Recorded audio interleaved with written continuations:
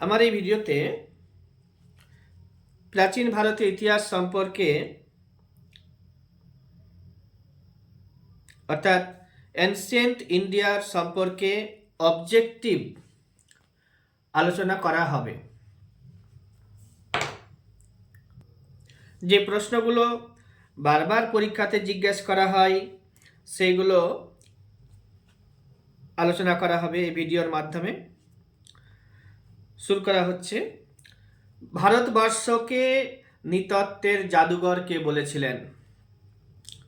Doctor Vincent Smith ভারতবর্ষকে নৃতত্ত্বের জাদুঘর বলেছেন। আবার বলা হয় ভারত হচ্ছে হিমালয়ের মানস কন্যা। হিমালয়ের কয়েকটি গিরিপথ দেখতে পাবো আমরা, যেগুলো ইতিহাসের সাথে খুবই যুক্ত ছিল।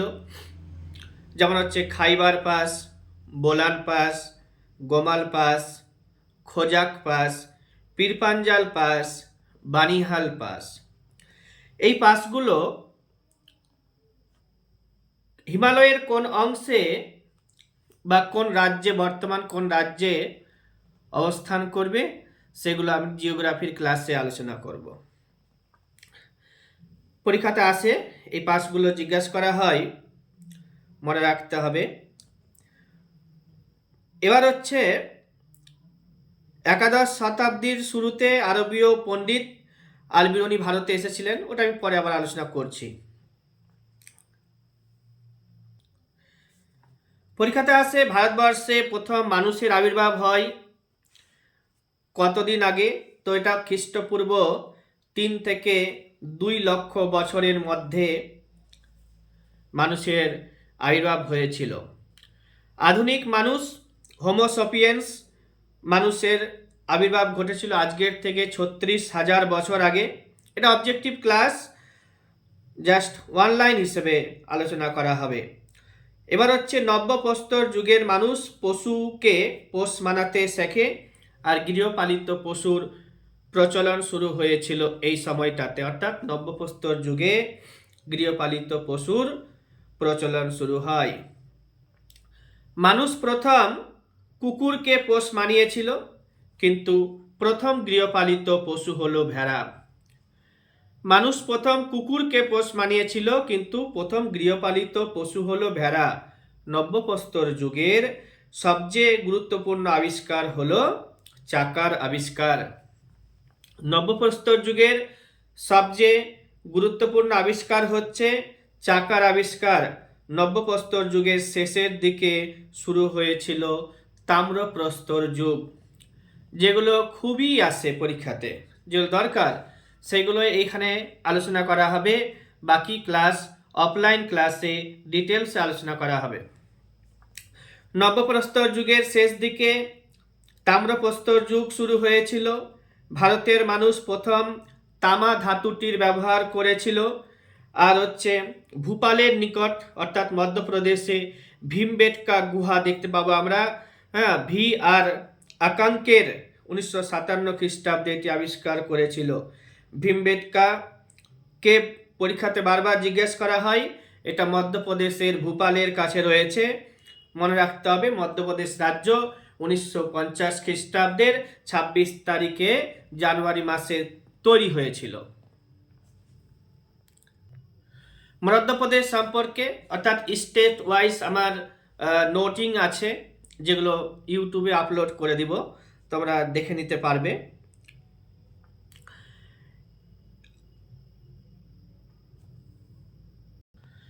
এরপর আমি আলোচনা করছি বিভিন্ন রাজা ও তাদের যে শিলালিপিগুলো পরীক্ষাতে খুব আসে। যেমন হচ্ছে ত্রয়োদশ শিলালিপি পরীক্ষাতে খুব আসে। এটা অশোকের কতগুলো শিলালিপি আছে, তার মধ্যে কোনটা গুরুত্বপূর্ণ, কোন শিলালিপিতে কি কি বলা হয়েছিল, সেগুলো পরীক্ষাতে খুব আসে। তো এখানে আমি শুধুমাত্র বলছি কোনটি কার শিলালিপি। যেমন হচ্ছে ত্রয়োদশ শিলালিপি, সেটা হচ্ছে অশোকের। হাতিগুম্ফার শিলালিপি যেটা ছিল সেটা হচ্ছে কলিঙ্গ রাজা খারবেলের। গিরনার শিলালিপি ছিল রুদ্রদামনের, শক রাজা রুদ্রদামনের। আর হচ্ছে জুনাগড় শিলালিপি ছিল রুদ্রদামনের। নানাঘাট লিপি ছিল প্রথম সাতকর্ণীর নাসিক প্রশস্তির নাম শুনেছ, এটা গৌতমীপুত্র সাতকর্ণীর। এলাহাবাদ প্রশস্তি সমুদ্রগুপ্তের ইরানের শিলালিপি, আর উদয়গিরির শিলালিপি সাঁচি, যেটা মধ্যপ্রদেশে আছে। হ্যাঁ, এগুলো হচ্ছে দ্বিতীয় চন্দ্রগুপ্তের। তাম্র শাসন ছিল হর্ষবর্ধনের। মুঙ্গের লিপি হচ্ছে দেবপালের। দেওপাড়া প্রশস্তি হচ্ছে বিজয় সেনের। আর মান্দাসর যে প্রশস্তি সেটা হচ্ছে মালব রাজা যশোধর্মনের। মালব প্রভিন্সটা কোথায় রয়েছে তার লোকেশন জানতে হবে। এবার হচ্ছে আইহোল প্রশস্তি যেটা ছিল বা আইহোল লিপি, সেটা হচ্ছে দ্বিতীয় পুলকেশীর, রবিকীর্তি তৈরি করেছিল। আর খালিমপুর তাম্র লিপি সেটা হচ্ছে দেবপালের। আর হচ্ছে তোমার তিরুমালাই পর্বত লিপি বা তাঞ্জোরের লিপি, হ্যাঁ, সেটা প্রথম রাজেন্দ্র চোল এর ছিল। আরো জানতে হবে যে বোঘোজকয় শিলালিপি, এখানে আর্যদের ভারতের আগমন কাল নির্ণয় করতে সাহায্য করেছে। বোঘোজকয় শিলালিপি আর্যদের ভারত আগমনের কাল নির্ণয় করতে সাহায্য করেছে, জানতে হবে।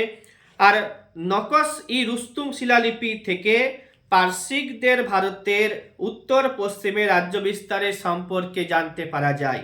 কি বললাম? নকশ ই রুস্তুম শিলালিপি থেকে পার্সিকদের ভারতের উত্তর পশ্চিম সীমান্তে রাজ্য বিস্তারের সম্পর্কে জানতে পারা যায়। আরো জানতে হবে 1837 খ্রিস্টাব্দে ঐতিহাসিক জেমস প্রিন্সেপ অশোকের শিলালিপিগুলির পাঠোদ্ধার করেছিলেন। গুপ্ত রাজা প্রথম চন্দ্রগুপ্তের মুদ্রাতে লক্ষ্মী দেবীর প্রতিকৃতি ও তার ধর্মমতের পরিচয় জানতে পারা গেছে। কার রাজা দিছে? লক্ষ্মী দেবীর প্রতিকৃতি পাওয়া গেছে কার? তো প্রথম চন্দ্রগুপ্তের মুদ্রাতে। আর হচ্ছে সমুদ্রগুপ্ত অশ্বমেধ যজ্ঞ করেছিলেন এবং সঙ্গীত বিদ্যাতে তিনি পারদর্শী ছিলেন, আমরা এটা জানতে পারেছি। আর হচ্ছে মুদ্রায় ঘোড়া ও বীণা বাদনরত ছবি দেখতে পাওয়া গেছে। সাতবাহন রাজারা সামুদ্রিক বাণিজ্যে মনোযোগী ছিলেন। আর তাদের মুদ্রাতে জাহাজের প্রতিকৃতি দেখতে পাওয়া গেছে। আর বেশ আবার আছে কি যে কৌটিল্য এর লেখা যে বই অর্থশাস্ত্র, এই অর্থশাস্ত্র সম্পর্কে পড়তে হবে। অর্থশাস্ত্রতে কি কি আছে না আছে বলবো আমি। রামচরিতমানস তুলসীদাসের বানভট্ট রচিত হর্ষবর্ধন সম্পর্কে একটি বই রয়েছে, এটা হচ্ছে হর্ষচরিত। এছাড়া হর্ষবর্ধনও নিজে 2-3খানা বই রচনা করেছে। বেশ কিছু বুকস অ্যান্ড অথার্স আমি একটু পরে বলছি, আমার কাছে লেখা আছে, নোটিংসও আছে, পিডিএফ আকারেও পাবে। তো হর্ষবর্ধনের লেখা হচ্ছে নাগানন্দ রত্নাবলী প্রিয়দর্শিকা, পরীক্ষাতে খুব আসে। আর পাল রাজা ধর্মপালের পিতৃভূমি উদ্ধারের কাহিনী রামচরিত। পাল রাজা রামপাল যে ছিল তার পিতৃভূমি উদ্ধারের কাহিনী বর্ণনা করা হয়েছে রামচরিততে। আর সন্ধ্যাকর নন্দী এটিকে রচনা করেছিলেন। কে রচনা করেছিলেন? সন্ধ্যাকর নন্দী। কল্যাণের চালুক্য রাজা ষষ্ঠ বিক্রমাদিত্যের রাজত্বকাল সম্পর্কে বিলহনে রচনা করা বিক্রমাঙ্ক দেব চরিত। কি বললাম তাহলে? যে বিক্রমাঙ্ক দেব চরিত যদি তুমি পড়ো তাহলে কল্যাণের যে চালুক্য রাজা ছিল ষষ্ঠ বিক্রমাদিত্য, তার সম্পর্কে জানতে পারবে। এবার হচ্ছে কি উত্তর পশ্চিম ভারতে পারস্য অভিযানের উল্লেখ রয়েছে। উত্তর পশ্চিম ভারতে পারস্য অভিযানের উল্লেখ করা রয়েছে, যেটা গ্রিক ঐতিহাসিক হেরোডোটাস এর রচনায় দেখতে পেয়েছি। যে উত্তর পশ্চিম ভারতের অভিযানের সম্পর্কে, পারস্যদের অভিযানের সম্পর্কে জানতে পেরেছি গ্রিক ঐতিহাসিক হেরোডোটাস এর রচনাতে। এগুলো জানতে হবে।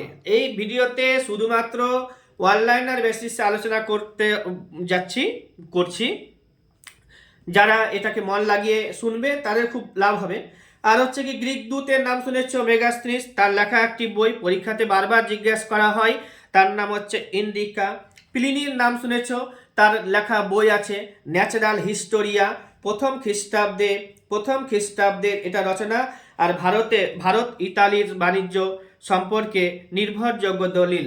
ভারতের সাথে ইতালীয়দের যে বাণিজ্য সম্পর্কে একটা নির্ভরযোগ্য দলিল আমরা বলতে পারি ন্যাচারাল হিস্টোরিয়া, যেটা প্লিনির রচনা করা।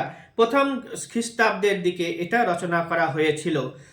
সিরিয়ার গ্রিক রাজা সেলুকাস মেগাস্থিনিসকে দূত হিসেবে চন্দ্রগুপ্ত মৌর্যের রাজসভাতে পাঠিয়েছিলেন। মেগাস্থিনিসের ভারত ভ্রমণকালের সময় যদি বলি, মেগাস্থিনিস ভারতে 5 বছর ছিল, আলেকজান্ডার ভারতে 19 মাস ছিল। এই মেগাস্থিনিস 305 থেকে 300 পর্যন্ত যে ভারতে থাকলো, সেই সময়ের উপরে আলোচনা করেছেন যিনি, যে বইটি, তার নাম হচ্ছে ইন্ডিকা। এটা আমাদের জানতে হবে। অন্যান্য গ্রিক দূতের নাম ডায়োনিয়াস, তারপর হচ্ছে ডাইমেকস, এরা ছিল। টলেমির তো জানোই, ভূগোল থেকে লেখা। এবার হচ্ছে তার টলেমির ভূগোল থেকে খ্রিস্টীয় 2য় শতকের ভারতবর্ষ সম্পর্কে জানতে পারি। প্রথম খ্রিস্টাব্দের সম্পর্কে ন্যাচারাল হিস্টোরিয়া জানতে পারলাম, প্লিনির 2য় শতক সম্পর্কে জানতে পারছি টলেমির থেকে। ফাইহিয়েন নাম শুনেছো তোমরা, মেগাস্থিনিস, ফাইহিয়েন, হিউয়েনসাং, আলবিরনি, এই যে ক্রমটা আছে এগুলো পরীক্ষাতে জিজ্ঞাসা করা হয়। সম্রাট 2য় চন্দ্রগুপ্তের রাজত্বকালে এসেছিলেন। কে? ফাইহিয়েন 2য় চন্দ্রগুপ্তের রাজত্বকালে এসেছিলেন। আর মেগাস্থিনিস মেগাস্থিনিস হচ্ছে প্রথম চন্দ্রগুপ্ত মৌর্যের রাজসভাতে এসেছিলেন। প্রাচীন ভারতের বেশ কিছু উল্লেখযোগ্য গ্রন্থ যেগুলো পরীক্ষাতে খুব জিজ্ঞাসা করা হয়, আমি এখন বলছি, মনে রাখতে হবে।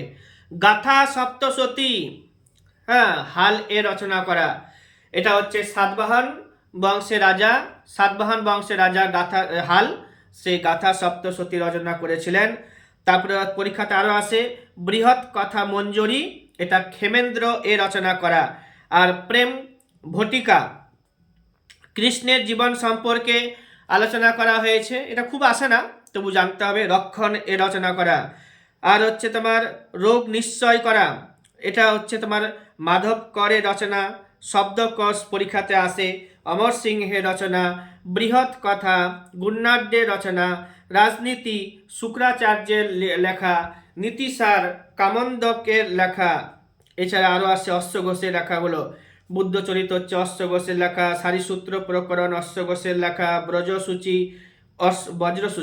অশ্বঘোষের লেখা। সূত্রালঙ্কার হচ্ছে অশ্বঘোষের লেখা।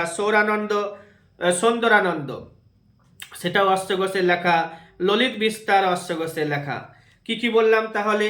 যে ললিত বিস্তার হচ্ছে অশ্বঘোষের লেখা, বজ্রসূচি সেটাও অশ্বঘোষের লেখা, সূত্রালঙ্কার সেটাও অশ্বঘোষের লেখা, সৌন্দরানন্দ সেটা অশ্বঘোষের লেখা, সারিপুত্র প্রকরণ অশ্বঘোষের লেখা, বুদ্ধচরিত যেটা সেটাও অশ্বঘোষের লেখা, চরক সংহিতা চরকের লেখা। আর হচ্ছে তোমার কি শতসহস্রিকা, প্রজ্ঞা পারমিতা, মাধ্যমিকা সূত্র, আর রত্নাকর, এগুলো সবই নাগার্জুন এর লেখা। শতসহস্রিকা, প্রজ্ঞা পারমিতা, মাধ্যমিকা সূত্রা বইটা পরীক্ষাতে খুবই আসে, নাগার্জুনের লেখা। সুশ্রুত সংহিতা সুশ্রুতের লেখা। দশকুমার চরিত দণ্ডির লেখা। মত্তবিলাস প্রহসন মহেন্দ্র বর্মনের লেখা। এগুলো আসে পরীক্ষাতে খুবই আসে।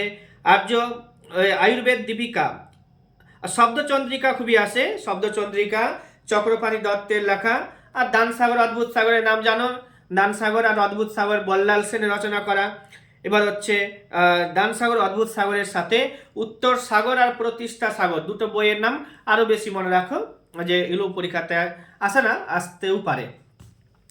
এবার হচ্ছে কি রামচরিত জানোই, সন্ধ্যাকর নন্দী রচনা করা। আর হচ্ছে পবনদূত ধৈর লেখা। চন্দ্রচূড় চরিত যেটা হচ্ছে উমাপতি ধরের লেখা। সপ্তশতী যেটা গোবর্ধনের লেখা। আর গাথা সপ্তশতী যদি বলে হালের লেখা। চাচনামা গ্রন্থের রচয়িতা বালাজুরি। কিরাত্তাজনিয়ম গ্রন্থের রচয়িতা হচ্ছে ভারবি। পঞ্চতন্ত্রের রচয়িতা হচ্ছে বিষ্ণু শর্মা। দায়ভাগের রচয়িতা হচ্ছে জিমুদ বাহন। আর হচ্ছে সুকৃতি সংকীর্তন হচ্ছে অরিসিংহের লেখা। এবার হচ্ছে মিলিন্দ পানহ জানোই, নাগসেনের লেখা। তারপরে হচ্ছে মহাভাষ্য পতঞ্জলির লেখা। নাগানন্দ রত্নাবলী, প্রিয়দর্শিকা, হর্ষবর্ধনের লেখা, এগুলো আমি একটু আগেই বললাম। অষ্টাধ্যায়ী কার লেখা? অষ্টাধ্যায়ী হচ্ছে পাণিনির লেখা।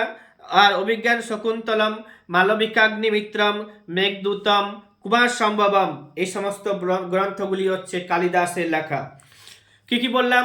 যে অভিজ্ঞান শকুন্তলম, মালবিকাগ্নিমিত্রম, মেঘদূতম, আর হচ্ছে কালিদাস, কুমার সম্ভবম, এগুলো সব কালিদাসের রচনা।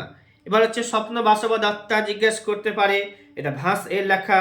প্রবন্ধ চিন্তামণি, এটা গুজরাটের ইতিহাস সম্পর্কে আলোচনা করবে, এটা মেরুত্তুঙ্গের রচয়িতা। কথা সরিত সাগর, এটা সোমদেব এর রচনা করা। স্বপ্ন বাসব দত্তা, ভাস এর লেখা, প্রবন্ধ চিন্তামণি, মার্তুঙ্গের রচয়িতা, কাদম্বরী, বানভট্টের রচনা। দশকুমার চরিত, দণ্ডির রচনা করা। পঞ্চতন্ত্র, বিষ্ণু শর্মার রচনা। সূর্য সিদ্ধান্ত, বরাহমিহিরের রচনা। আর হচ্ছে পঞ্চ সিদ্ধান্তিকাও বরাহমিহিরের রচনা। রামচরিত, সন্ধ্যাকর নন্দীর রচনা। আর রামচরিত মানস, তুলসীদাস রচনা করা। মত্তবিলাস প্রহসন, মহেন্দ্র বর্মনের লেখা। নীতিসার, কামন্দ্রকের লেখা। রাজনীতি, শুক্রাচার্যের লেখা। বৃহৎ কথা, গুণাঢ্যের রচনা করা। এগুলো সব জানতে হবে। এবার হচ্ছে কি, বানভট্টের তো হর্ষচরিত আছেই, এটা হর্ষবর্ধন সম্পর্কে। অশ্বঘোষের বুদ্ধচরিত, বুদ্ধদেব সম্পর্কে। সন্ধ্যাকর নন্দীর রামচরিত, এটা রামপাল সম্পর্কে। বিলহনের বিক্রমাঙ্ক দেবচরিত, ষষ্ঠ বিক্রমাদিত্যের সম্পর্কে। বাগপতি রাজের গৌরবাহ রচনা করা হয়েছে। আর হচ্ছে যশোধর্মনের গৌর বিজয় কাব্য রয়েছে। পৃথ্বীরাজ চরিত, চাঁদবর্দ রচনা করেছেন। হ্যাঁ, পৃথ্বীরাজ চরিত। আর হচ্ছে তোমার কুমার পাল চরিত হচ্ছে জয় সিং এর রচনা করা। এগুলো খুবই আসে পরীক্ষাতে। সোমেশ্বরের হচ্ছে কীর্তি কৌমুদী পরীক্ষাতে আসে। প্রবন্ধ কোষ রাজশেখরের আছে, সেটাও পরীক্ষাতে আসে। বালচন্দ্রের বসন্ত বিলাস পরীক্ষাতে খুব আসে। আর হিন্দি কবি সারঙ্গাধরের হানির রাস, এগুলো অত আসে না, তবে জানতে হবে। আর হচ্ছে অশ্বঘোষের গুলো খুবই পরীক্ষাতে আসে। দায়ভাগের তো বললামই, জিমুদ বাহনের রচনা করা। অষ্টাধ্যায়ী পাণিনির। আর নাট্যশাস্ত্রের রচয়িতা হচ্ছে ভরতমুনি, এগুলো পরীক্ষাতে আসে।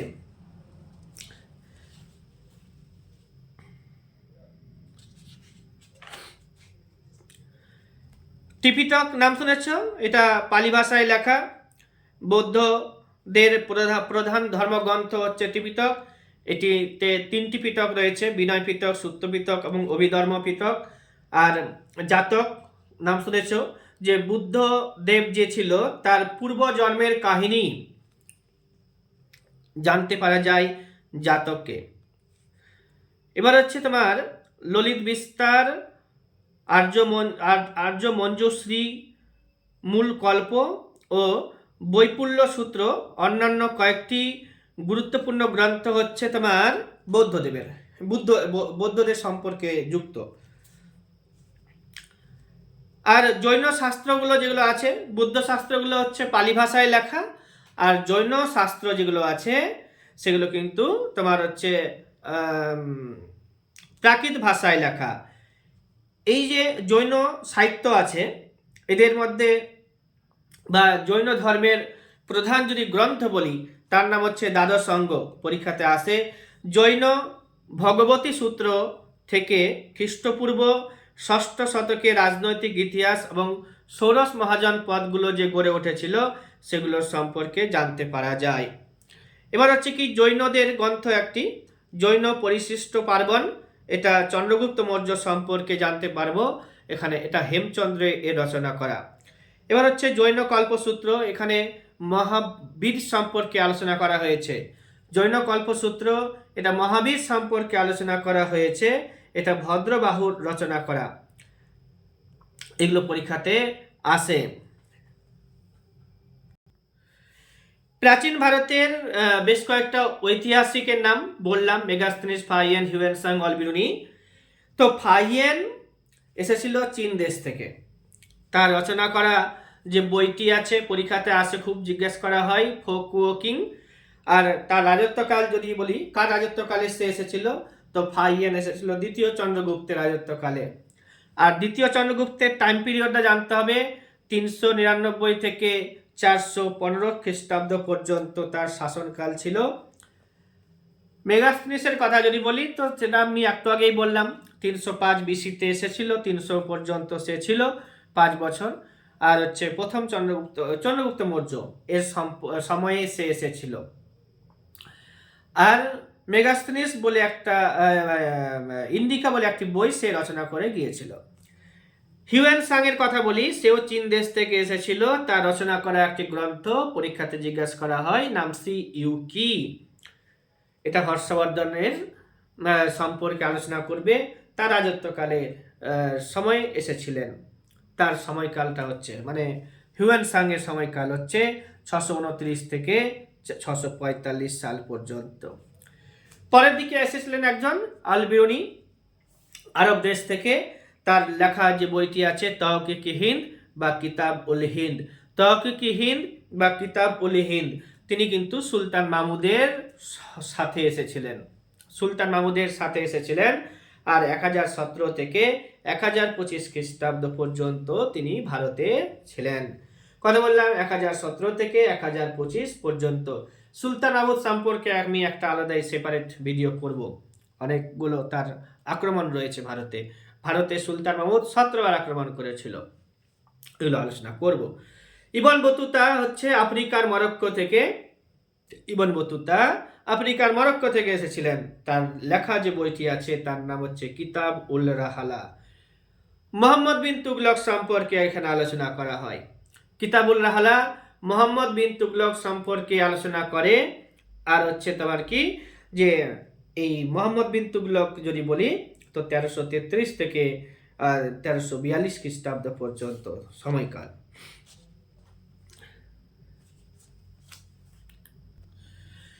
প্রাচীন ভারতের ইতিহাস পড়লে আমরা বেশ কিছু মুদ্রার সাথে পরিচিত হব। তো যেমন হচ্ছে নিস্ক ও মনা, দুটো মুদ্রা বৈদিক যুগে প্রচলিত ছিল। নিস্ক এবং মনা হচ্ছে স্বর্ণ মুদ্রা, পরীক্ষাতে জিজ্ঞাসা করা হয় কখনকার, এটা তো বৈদিক যুগের।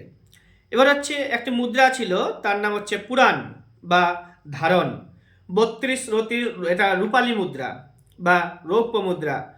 এটা আমরা মনুস্মৃতি যে বইটি আছে সেখান থেকে আমরা জানতে পেরেছি যে প্রাচীন ইতিহাসে পুরাণ বা তোমার হচ্ছে ধারণ নামেরও মুদ্রা ছিল। কারসাপন মুদ্রাটা খুবই পরিচিত আমাদের কাছে, ইতিহাস পড়লেই হবে জানতে পারবো দক্ষিণ ভারতের ইতিহাস। এটা দক্ষিণ ভারতের স্বর্ণ ও রৌপ্য মুদ্রা। কারসাপনটা হচ্ছে দক্ষিণ ভারতের স্বর্ণ এবং রৌপ্য মুদ্রা। এবার হচ্ছে কি কাহপান, দক্ষিণ ভারতের স্বর্ণ ও রৌপ্য মুদ্রা, এটা সোনার মুদ্রাও হয়, এটা রূপালী মুদ্রাও হয়, মানে রূপার মুদ্রাও হয়।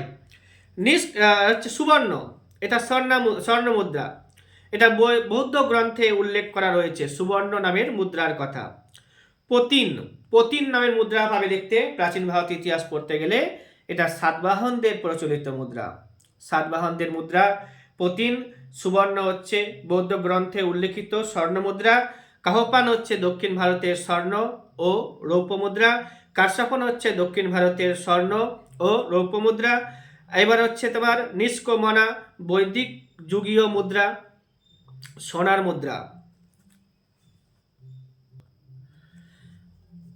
উল্লেখযোগ্য রাজাদের বেশ কিছু উপাধি পরীক্ষাতে বারবার জিজ্ঞেস করা হয়, সেগুলো আমি বলে দেবো এখনই, তোমরা মনে রাখবে। বিম্বিসার এর উপাধি পরীক্ষাতে জিজ্ঞাসা করা হয়। শ্রেণিক বা সেনিয়া বিশেষ পরীক্ষাতে জিজ্ঞেস করেছে। শ্রেণিক বা সেনিয়া হচ্ছে বিম্বিসারের উপাধি। অজাতশত্রু তার ছেলে, তার উপাধি হচ্ছে কুনিক। চন্দ্রগুপ্ত মৌর্য উগ্রসেন উপাধি নিয়েছিলেন। অশোকের একটা প্রচলিত খুবই জনপ্রিয় উপাধি ছিল দেবনাম প্রিয়দর্শী। প্রথম সাতকর্ণী, যাকে দক্ষিণাপথ পথনাথ বলা হয়। দক্ষিণাপথ পতি উপাধি নিয়েছিলেন কে? তো প্রথম সাতকর্ণী। চন্দ্রগুপ্ত প্রথম অর্থাৎ প্রথম চন্দ্রগুপ্ত মহারাজা ধীরাজ উপাধি গ্রহণ করেছিলেন। পরীক্ষাতে জিজ্ঞেস করা হয় গুপ্ত রাজাদের মধ্যে প্রথম কে মহারাজা ধীরাজ উপাধি গ্রহণ করেছিলেন? প্রথম চন্দ্রগুপ্ত অ্যান্সার হবে। সমুদ্রগুপ্ত তার উপাধি ছিল কবিরাজ। পরমাঙ্কদেব উপাধি ছিল তার। দ্বিতীয় চন্দ্রগুপ্তের উপাধি হচ্ছে সকারি। বিক্রমাদিত্যটা নিয়ে তো জানোই তোমরা, ডিবেট রয়েছে। স্কন্দগুপ্ত তাকে লর্ড অফ 100 কিংস বলা হয়। স্কন্দগুপ্তকে তার উপাধি ছিল ক্রমাদিত্য। আর দ্বিতীয় চন্দ্রগুপ্ত হচ্ছে বিক্রমাদিত্য এবং সকারি। ধর্মপাল তার উপাধি ছিল বিক্রমশীলদেব। আর উত্তরাপথ সামিন আর হচ্ছে বিক্রমশীলদেব কার উপাধি? ধর্মপালের উপাধি। প্রথম কুমারগুপ্তের নাম শুনেছ? তার উপাধি হচ্ছে মহেন্দ্রাদিত্য। প্রথম কুমারগুপ্ত হচ্ছে মহেন্দ্রাদিত্য। এলো বিসিএস এর উপরে, মানে বিসিএস এর মতো করে আলোচনা। বিসিএস পড়তে গেলে এই ধরনের প্রশ্নগুলোকে জিজ্ঞেস করে, খুব সুন্দর করে দেখতে হবে। স্লোলি বলছি। হেমন্ত সেনের নাম শুনেছ? মহারাজা ধীরাজ উপাধি তারও ছিল। দ্বিতীয় চালুক্য রাজা দ্বিতীয় পুলকেশীর নাম শুনেছ? তাকে দক্ষিণাপথ পথনাথ পরমেশ্বর উপাধি দেওয়া হয়েছিল। কল্যাণের চালুক্য বিক্রমাদিত্য যে ষষ্ঠ বিক্রমাদিত্য উপাধি গ্রহণ করেছিল।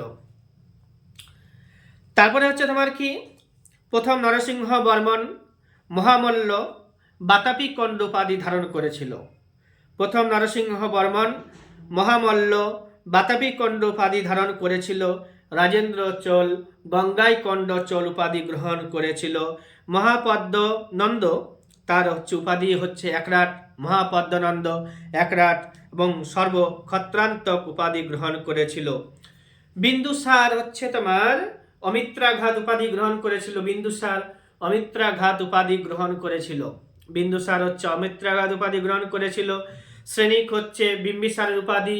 কুনিক হচ্ছে কার অজাতশত্রুর উপাধি। উগ্রসেন চন্দ্রগুপ্তের উপাধি। দেবনামপ্রিয় প্রিয়দর্শী সবাই জানি অশোকের উপাধি। দক্ষিণাপথ পতি হচ্ছে প্রথম সাতকর্ণীর উপাধি। মহারাজা ধীরাজ হচ্ছে প্রথম চন্দ্রগুপ্তের উপাধি।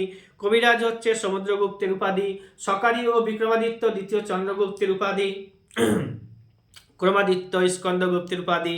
মহেন্দ্রাদিত্য প্রথম কুমারগুপ্তের উপাধি। বিক্রমশীল দেব হচ্ছে তোমার ধর্মপালের উপাধি। মহারাজা ধীরাজ হেমন্ত সেনের উপাধি। এগুলো সব আমি বললাম, বারবার পড়বে।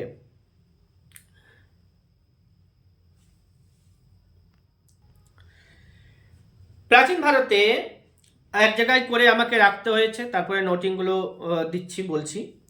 বিভিন্ন রাজাদের আমলে, প্রাচীন ভারতে বিভিন্ন রাজাদের আমলে গুণী পণ্ডিত ও ব্যক্তিদের নাম একটু বলে দিচ্ছি। যেমন হচ্ছে বুদ্ধদেব কার সময়ে ছিল? তো বুদ্ধদেব হচ্ছে তোমার বিম্বিসার হর্ষঙ্ক বংশের প্রতিষ্ঠাতা বিম্বিসার, আর তার ছেলে অজাতশত্রুর সমকালীন। চাণক্যের নাম জানি আমরা, মেগাস্তিনিস এবং চাণক্য দুজনেই কিন্তু প্রথম চন্দ্রগুপ্ত মৌর্য অর্থাৎ মৌর্য শাসনের প্রতিষ্ঠা বা মৌর্য সাম্রাজ্যের প্রতিষ্ঠাতা চন্দ্রগুপ্ত মৌর্যের সমকালীন ছিল কে? মেগাস্তিনিস এবং চাণক্য। আসে পরীক্ষাতে। অশোক ছিল উপগুপ্তের সময়ে। মিনান্দার বা মিনান্দার হচ্ছে নাগসেনের সময়ে ছিল। মিনান্দারের সময় নাগসেন ছিল। আর অশ্বঘোষ নাগার্জুন, বসুমিত্র পার্শ্বনাথ। অশ্বঘোষ নাগার্জুন পরীক্ষাতে খুব জিজ্ঞাসা করা হয়। এছাড়া বসুমিত্র এবং পার্শ্বনাথ দুজনেই কনিষ্কের সমসাময়িক ছিলেন। কনিষ্কের রাজসভাতে তারা ছিল। গুপ্ত যুগের বিখ্যাত লোকেদের নাম জানোই। দ্বিতীয় চন্দ্রগুপ্তের রাজসভাতে 9 জন ছিল নবরত্ন, তাদের নাম জিজ্ঞাসা করা হয়। এখানে তাদের মধ্যে বেশ কয়েকজন আছেন, যেমন কালিদাস, বিশাখ দত্ত, শূদ্রক, ভারবী, দণ্ডিন। কালিদাস, বিশাখ দত্ত, শূদ্রক, ভারবী, দণ্ডিন, বিষ্ণু শর্মা, ঈশ্বর গুপ্ত, তারপরে হচ্ছে গৌরপদ, বাগভট্ট, ধনন্তরী, বরাহ, মিহির, আর্যভট্ট, শঙ্কু, বেতাল ভট্ট, খপনক, ধনন্তরী, এরা সবাই গুপ্ত যুগের সময়ে বিরাজ করেছেন।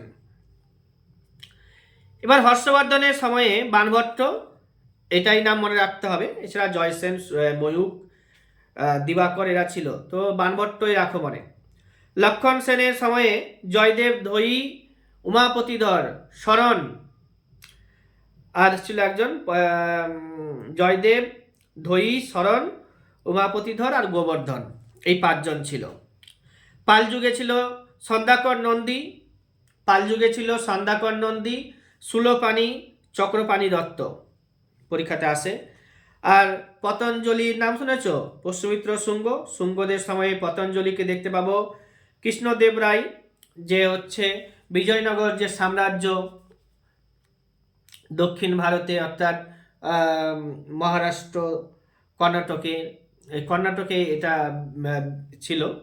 এবার হচ্ছে তোমার বিজয়নগর সাম্রাজ্য 1336 খ্রিস্টাব্দে তৈরি হবে। হরিহর বুক্কা, মোহাম্মদ বিন তুগলকের হাত থেকে বেরিয়ে গিয়ে তারা তৈরি করেছিল, সেটা আমি আলোচনা করব পরে।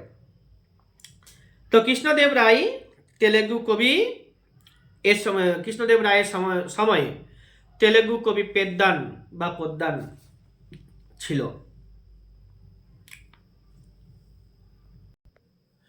পরীক্ষাতে বেশ কিছু রাজাদের রাজধানীর নাম পরীক্ষাতে বারবার জিজ্ঞেস করা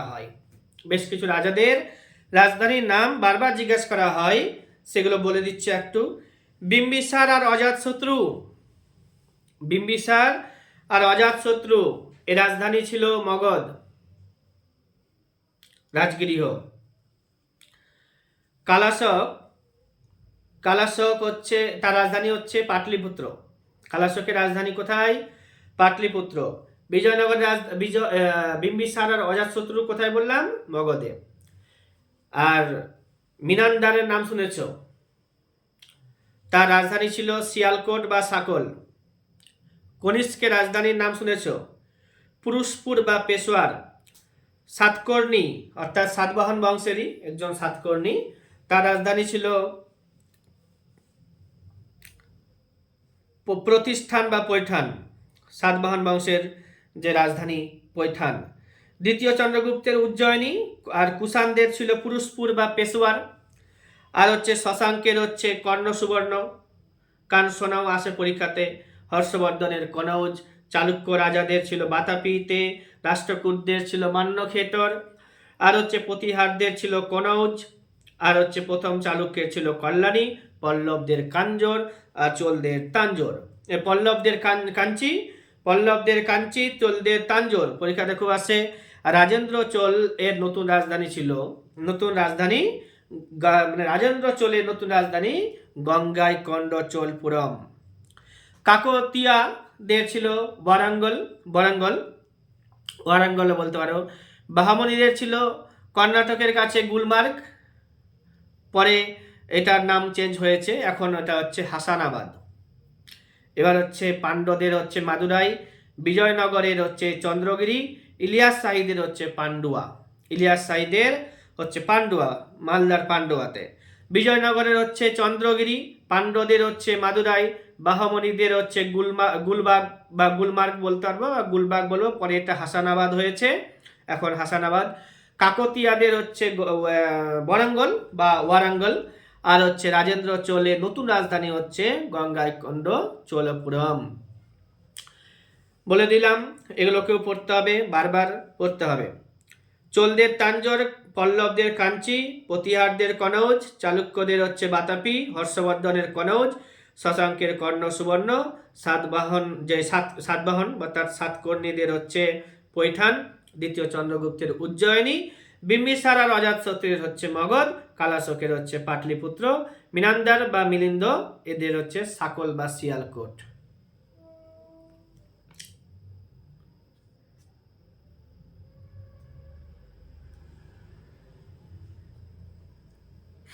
বিভিন্ন রাজবংশের বা সাম্রাজ্যের প্রতিষ্ঠাতার নাম জিজ্ঞাসা করা হয়, যেগুলো বারবার জিজ্ঞাসা করা হয় সেগুলো নোট করা হয়েছে। যেমন হচ্ছে হর্ষঙ্ক বংশের হচ্ছে বিম্বিসার, হর্ষঙ্ক বংশের প্রতিষ্ঠাতার নাম কি? বিম্বিসার। তার ছেলের নাম হচ্ছে আবার অজাতশত্রু, যাদের শ্রেণিক উপাধি ছিল। বিম্বিসারের শ্রেণিক, অজাতশত্রু হচ্ছে কুনিক। শিশুনাগ বংশ বা শৈশুনাগ বংশের প্রতিষ্ঠাতার নাম হচ্ছে শিশুনাগ, এগুলো পরীক্ষাতে আসে, মনে রাখতে হবে। নন্দ বংশের প্রতিষ্ঠাতার নাম জিজ্ঞাসা করা হয়, মহাপদ্ম নন্দ। মৌর্যদের জানোই তোমরা চন্দ্রগুপ্ত মৌর্য। কুষাণদের জানোই তোমরা কুজুল কদফিসেস। এবার সাতবাহনদের জানোই, সাতবাহনদের যে প্রতিষ্ঠাতা তার নাম হচ্ছে সিমুক ছিল। আর হচ্ছে গুপ্ত বংশের প্রতিষ্ঠাতাকে শ্রীগুপ্ত 275 করেছিল। আর হচ্ছে তোমার কি প্রতিহার বংশের হচ্ছে হরিচন্দ্র, পাল বংশের গোপাল, সেন বংশের কে সামন্ত সেন, এগুলো তো সবাই জানে। তারপরেও পরীক্ষাতে জিজ্ঞাসা করা হয়। রাষ্ট্রকূটদের হচ্ছে দান্তি দুর্গ, বাতাপের চালুক্য রাজবংশ আছে, প্রথম জয়সিংহ। পল্লবদের হচ্ছে শ্রীবিষ্কন্দ বর্মন, পল্লব বংশের যে প্রতিষ্ঠাতা শ্রীবিষ্কন্দ বর্মন। চোল বংশের হচ্ছে বিজয়ালয়। শুঙ্গদের হচ্ছে পুষ্যমিত্র শুঙ্গ। আর হচ্ছে কম্ব বংশ ছিল, বাসুদেব কর্ণ বা কান্ন বংশ, বাসুদেব কান্ন। এবার হচ্ছে দাস বংশ, খলজি বংশগুলো 5টা বংশ ছিল, সেগুলো আমি এবার পরের ভিডিওতে বলবো। তো দাস বংশ এখানে কয়েকটা নাম আছে, যেমন দাস বংশ 1206 থেকে 90 সাল পর্যন্ত, এরা হচ্ছে ইলাবাড়ি তুর্কি, এদের প্রতিষ্ঠাতা হচ্ছে কুতুবুদ্দিন আইবক। খলজি বংশের যে প্রতিষ্ঠাতা ছিল তার নাম হচ্ছে জালালউদ্দিন খলজি, পরবর্তীতে বিখ্যাত রাজা আলাউদ্দিন খলজি সারা ভারত দখল করে নিয়েছিল। সেটাও আলাউদ্দিন খলজির উপরে আলাদাই দিতে হবে ভিডিও একটা, মানে খলজি বংশের উপরে দিয়েছি আমি এর আগেও অফলাইনে। এবার হচ্ছে তোমার কি সৈয়দ বংশের প্রতিষ্ঠাতা হচ্ছে খিজির খাঁ। লোদি বংশের হচ্ছে বহুলুল লোদি। বাহামনিদের হচ্ছে হাসান গঙ্গু বা আলাউদ্দিন বাহমন শাহ। আর বিজয়নগর সাম্রাজ্যের প্রতিষ্ঠাতা হচ্ছে হরিহর বুক্কা। আর ইলিয়াস শাহী বংশের প্রতিষ্ঠাতা হচ্ছে শামসুদ্দিন ইলিয়াস শাহ। যারা এই ভিডিওগুলো দেখার সুযোগ পাবে তারা খুবই ভালো ফল করতে পারে। আমি আরেকবার বলবো এই নামগুলো, বংশগুলোকে। যেমন হচ্ছে বিভিন্ন রাজবংশের বা সাম্রাজ্যের প্রতিষ্ঠাতা, সাম্রাজ্যের নাম প্রথমে বলবো, তারপরে বলবো প্রতিষ্ঠাতা। যেমন হচ্ছে হর্ষঙ্ক বংশের প্রতিষ্ঠাতার নাম হচ্ছে বিম্বিসার। শিশুনাগ বংশের যে প্রতিষ্ঠাতা তার নাম হচ্ছে, শৈশুনাগ বংশের প্রতিষ্ঠাতা হচ্ছে শিশুনাগ। নন্দ বংশের প্রতিষ্ঠাতা হচ্ছে মহাপদ্ম নন্দ। মৌর্য সাম্রাজ্যের প্রতিষ্ঠাতার নাম হচ্ছে চন্দ্রগুপ্ত মৌর্য। আর কুষাণ বংশের প্রতিষ্ঠাতা হচ্ছে কুজুল কদফিসে। সাতবাহন বংশের প্রতিষ্ঠাতা হচ্ছে সমুক। গুপ্ত বংশের হচ্ছে শ্রীগুপ্ত। প্রতিহার বংশের হচ্ছে হরিচন্দ্র। পাল বংশের প্রতিষ্ঠাতা গোপাল। সেন বংশের প্রতিষ্ঠাতা হচ্ছে সামন্ত সেন। বাতাপি চালুক্য হচ্ছে প্রথম জয়সিংহ। রাষ্ট্রকূট বংশের হচ্ছে দান্তি দুর্গ। কল্যাণের চালুক্য তো তৈল বা দ্বিতীয় তৈলব বলা হয় লোকটাকে। পল্লব বংশের হচ্ছে শ্রীবিষ্কন্দ বর্মন। চোল বংশের প্রতিষ্ঠাতা কে? ওই চোলদের হচ্ছে বিজয়ালয়, হ্যাঁ, বিজয়ালয় চোল।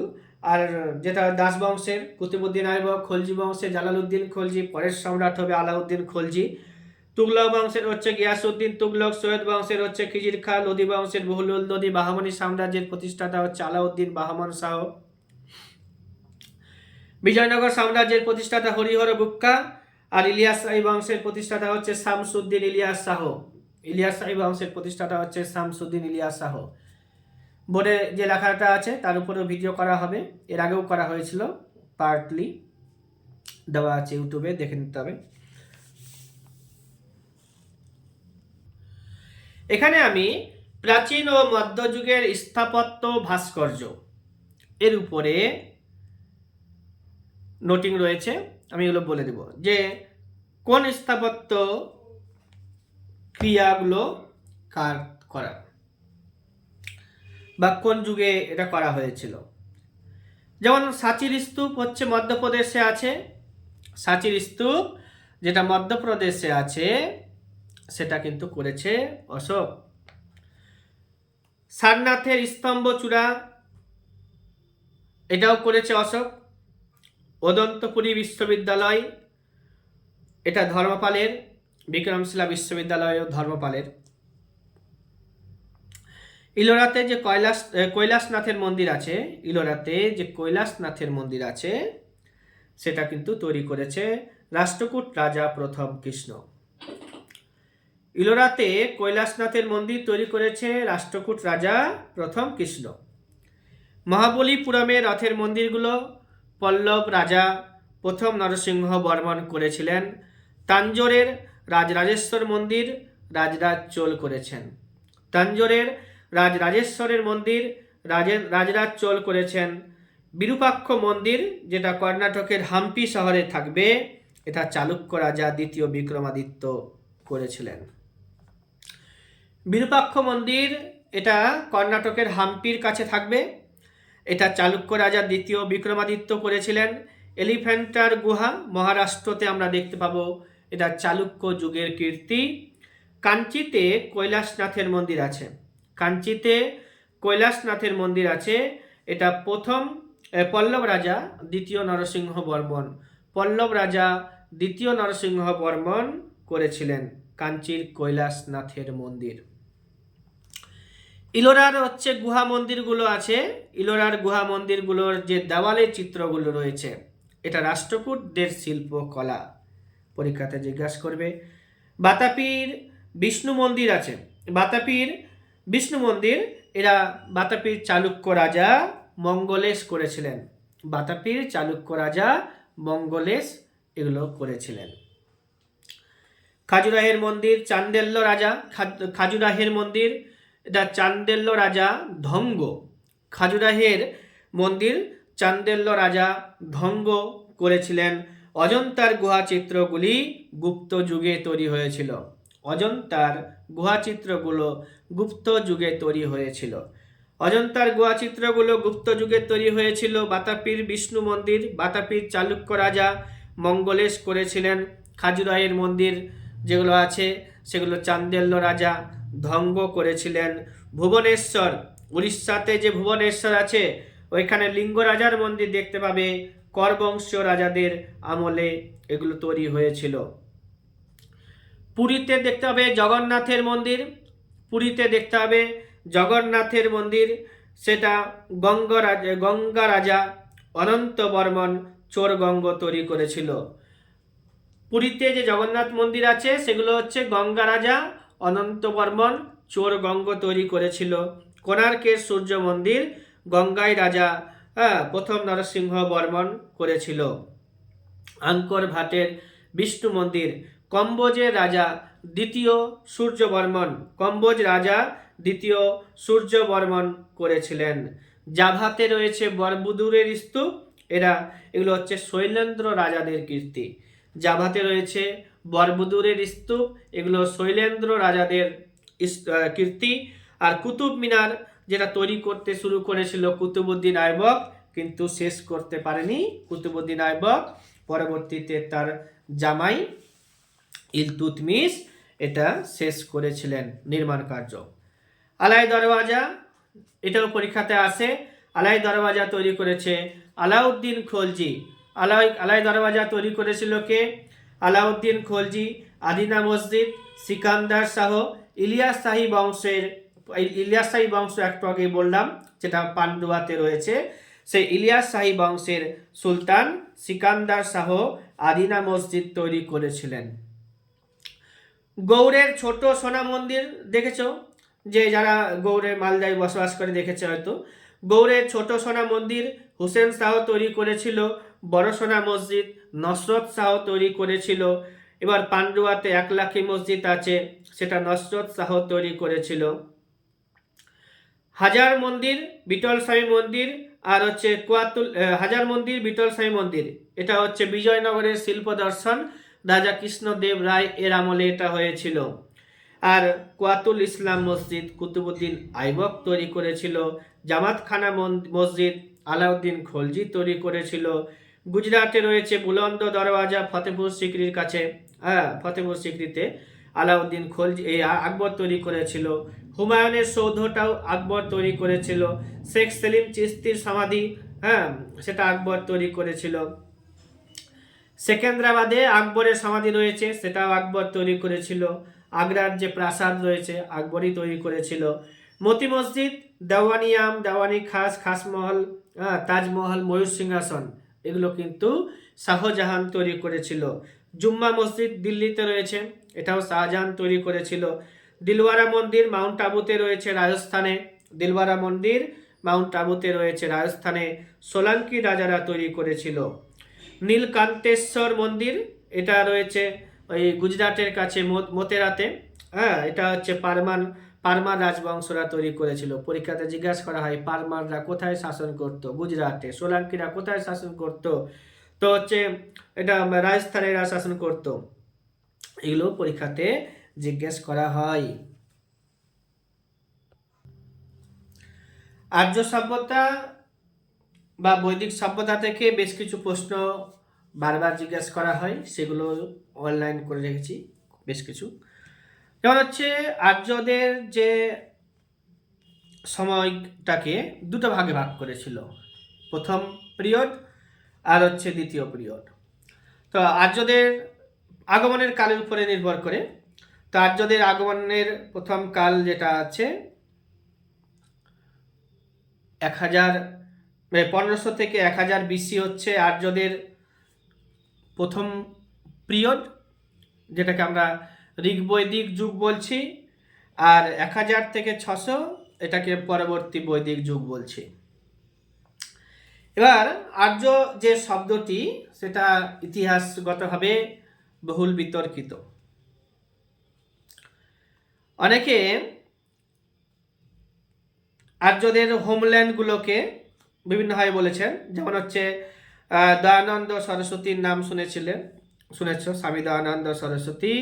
এই দয়ানন্দ সরস্বতী বলছে আর্যরা তিব্বত থেকে এসেছে। বালগঙ্গাধর তিলকও কমেন্ট করেছে যে তাদের হচ্ছে মেরু অঞ্চলে, অর্থাৎ আর্কটিক রিজন, এটা হচ্ছে আর্যদের হোমল্যান্ড। ম্যাক্স মুলার বলছেন, এটা সবাই মেনে নিয়েছে সর্বজন গ্রাহ্যভাবে, যে আর্যদের আদি বাসস্থান ছিল মধ্য এশিয়া। ম্যাক্স মুলারেরটাও তোমরাও মনে রাখতে হবে, তোমাদেরকে মনে রাখতে হবে, ডিটেলস বড় নোটস লিখতে গেলে লাগবে। ম্যাক্স মুলার হচ্ছে মধ্য এশিয়া থেকে। অবিনাশ চন্দ্র দাস বলেছেন সপ্ত সিন্ধু অঞ্চল থেকে তারা এসেছে। আর অষ্ট হাঙ্গেরি অঞ্চল বলছে, হাঙ্গেরি অঞ্চল থেকে এসেছে হোমল্যান্ড তাদের, প্রফেসর ম্যাকডোনাল্ড। তো এখানে আমরা মধ্য এশিয়া থেকে এসেছেন, আর্যরা মধ্য এশিয়া থেকে এসেছেন, এই কথা কে বলেছেন? তো এটা ম্যাক্স মুলার বলেছেন।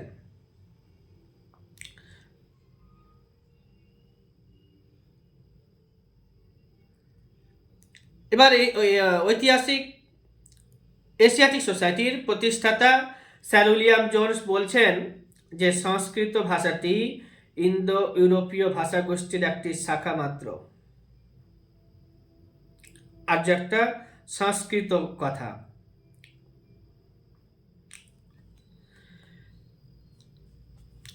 এবার ঋগ্বৈদিক যুগে বেশ কিছু দেবতাদের নাম আমরা পাবো, সেগুলোকে আমরা এখানে বলে দিচ্ছি। যেমন হচ্ছে বৈদিক যুগে প্রধান দেবতার নাম ছিল ইন্দ্র। বৈদিক যুগের প্রধান দেবতার নাম ছিল ইন্দ্র। বৈদিক যুগের প্রধান দেবতার নাম ছিল ইন্দ্র। তিনি হচ্ছেন বৃষ্টির দেবতা। ইন্দ্র হচ্ছে বৃষ্টির দেবতা, সোম বৃক্ষের দেবতা অর্থাৎ গাছের দেবতা। পৃথিবী বা পৃথ্বী, এটা হচ্ছে পৃথিবীর দেবতা। অগ্নি আগুনের দেবতা। অগ্নি হচ্ছে দ্বিতীয় প্রধান দেবতা। প্রধান দেবতার নাম ইন্দ্র, দ্বিতীয় প্রধান দেবতার নাম হচ্ছে অগ্নি। এবার মিত্র সূর্যের দেবতা, সরস্বতী নদীর দেবী, মরু সে হচ্ছে ঝড়ের দেবতা, অরণ্যানী বনের দেবতা, পর্জন্য বা পার্জন্য বৃষ্টির দেবতা, বরুণ জলের দেবতা। বরুণকে তৃতীয় উল্লেখযোগ্য দেবতা বলা হয়। উষা হচ্ছে ভোরের দেবী, ইন্দ্র হচ্ছে বৈদিক যুগের প্রধান দেবতা, একটু আগে বললাম বৈদিক যুগের প্রধান দেবতা হচ্ছে ইন্দ্র। ইন্দ্র হচ্ছে বৃষ্টির দেবতা, বৃষ্টি দেবতা আরেকটা আছে পর্জন্য, পরীক্ষাতে আসে। সোম গাছের দেবতা, পৃথিবী সেটা হচ্ছে পৃথিবীর দেবতা, অগ্নি আগুনের দেবতা, সরস্বতী নদীর দেবী, মরু ঝড়ের দেবতা। এগুলোকে পড়তে হবে। বৈদিক যুগে বেদ, হ্যাঁ বেদ 4টা দেখেছি, ঋগ্বেদ, সামবেদ, যজুর্বেদ, অথর্ববেদ, 4 ভাগে ভাগ করা যায়। আর বেদগুলোকে শুনে শুনে মনে রাখতে হতো, যার কারণে বেদের অপর নাম শ্রুতি, আমরা জানি। আর বৈদিক যুগে বেশ কিছু ব্যবহৃত আরো শব্দ আছে, সেগুলো আমরা বলবো। যেমন হচ্ছে তোমার বৈদিক যুগে যারা ব্রাহ্মণ তাদেরকে দ্বিজ বলা হতো, বৈদিক যুগে যারা ব্রাহ্মণ তাদেরকে দ্বিজ বলা হতো। আর বৈদিক যুগে ব্যবসায়ী সমিতিগুলোকে গিল্ড বলা হতো, বৈদিক যুগে ব্যবসায়ী সমিতিগুলোকে গিল্ড বলা হতো। সেনাপতি যারা হতেন তাদেরকে সেনানি বলা হতো, অর্থাৎ সেনানি, সেনাপতি। বজ্রপতি বজ্রের প্রধান, গ্রামণী গ্রামের প্রধান। ইস্পা বলা হতো কাদের, SPA ইস্পা বলা হতো কাদেরকে, তো এটা বলা হতো যারা গুপ্তচর, গুপ্তচরদের ইস্পা বলা হতো। অয়স বলা হতো এক ধরনের ধাতুকে, কৃষ্ণায়স, হ্যাঁ তো এটা হচ্ছে লোহাকে বলা হতো। ব্রিহি বা বৃষি এটা শস্যদের বলা হতো, শস্য ধান শস্য। সভা ও সমিতি দুটো রাজনৈতিক সংগঠন দেখা দিয়েছিল বৈদিক যুগে। সভা যেটা হাউস অফ এল্ডার্সদের জন্য ছিল, আর হচ্ছে সমিতি হচ্ছে হাউস অফ জুনিয়র বলা হতো। এখানে সবাই ছেলে মেয়ে উপস্থিতি দেখা যেত, কিন্তু সভাতে দেখা যায়নি। উগ্র হচ্ছে, উগ্র বলতে পুলিশদেরকে বোঝাতো। গ্রাম্যবাদীন বলতে বোঝাতো গ্রামের যারা বিচারক হতো তাদেরকে বলা হতো গ্রাম্যবাদীন, গ্রামের যারা বিচারক তাদেরকে বলা হতো গ্রাম্যবাদীন। গোপ হচ্ছে গ্রাম 20 জন ছিল, তো গোপ হচ্ছে জনের প্রধানদেরকে গোপ বলা হতো। পুরন্দর হচ্ছে দুর্গ বা বন্দর ধ্বংসকারী দেবতা। আর হচ্ছে নিষ্ক মনা, একটু আগেই পড়লাম, সোনার মুদ্রা, এক ধরনের মুদ্রা।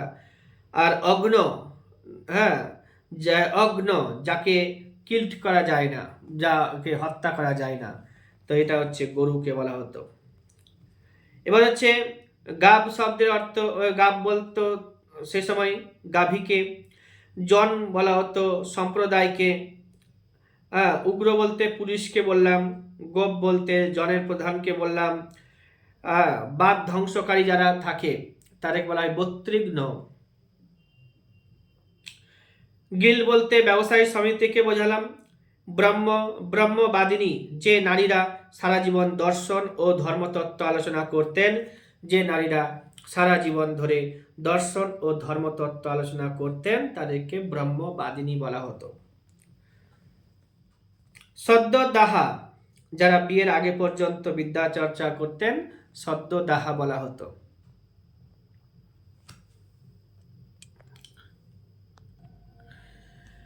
আর্যরা ধর্মের মাধ্যমে, ধর্ম পালনের মাধ্যমে প্রাকৃতিক শক্তিকে সন্তুষ্ট করে রাখতে চাইতো।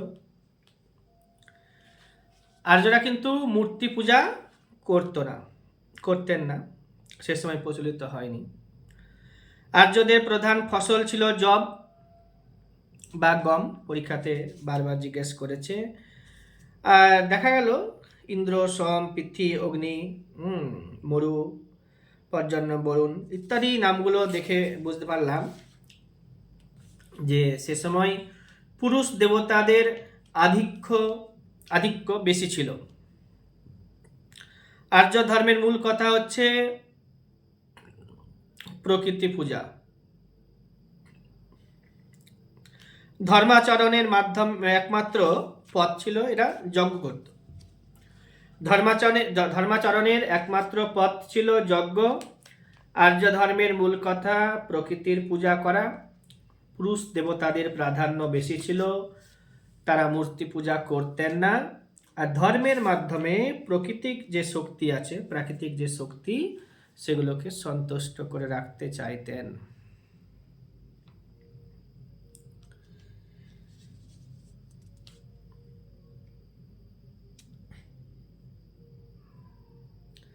বৈদিক সাহিত্যের ভাগগুলো হচ্ছে বেদ, ব্রাহ্মণ, আরণ্যক, উপনিষদ এগুলো।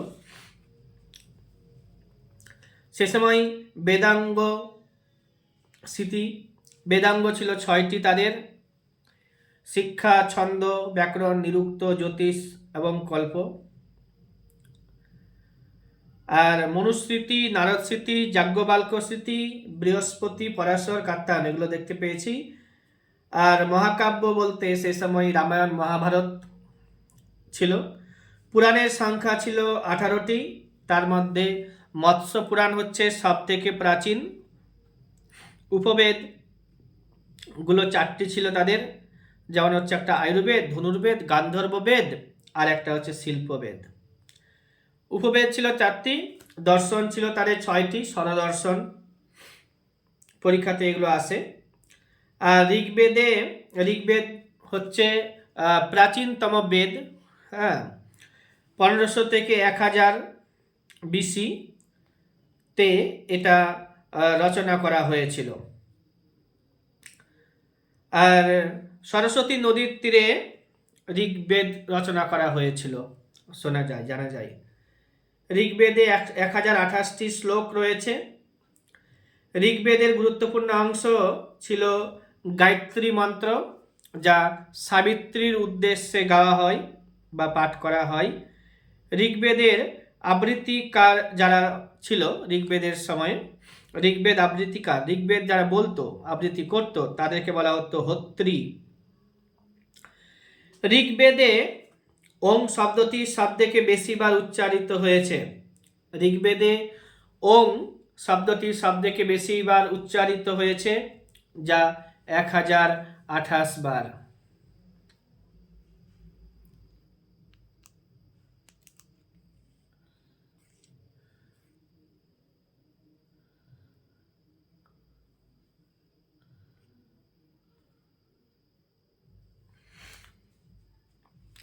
ঋগ্বেদে ওং শব্দটা সবথেকে বেশি ব্যবহার করা হয়েছে, 1028 বার। ঋগ্বেদ সবচেয়ে বেশি ব্যবহার করা হয়েছে। আচ্ছা, দশম মণ্ডলের পুরুষ সূক্ত যেখানে জাতি প্রথার উল্লেখ করা হয়েছে। ঋগ্বেদ। সামবেদ হচ্ছে সঙ্গীত নিয়ে আলোচনা করে। আর কিছু বলছি না। যারা পাঠ করতো সামবেদ তাদেরকে বলা হতো উদ্গাত্রী। ঋগ্বেদ যারা পাঠ করতো তাদেরকে বলা হতো হোত্রী। আর যারা সামবেদ পাঠ করতো তাদেরকে বলা হতো উদ্গাত্রী। আর সামবেদে সঙ্গীত নিয়ে আলোচনা করা হয়েছে। যজুর্বেদ যারা পাঠ করতো তাদেরকে বলা হতো উদ্ভার্জু। আর এখানে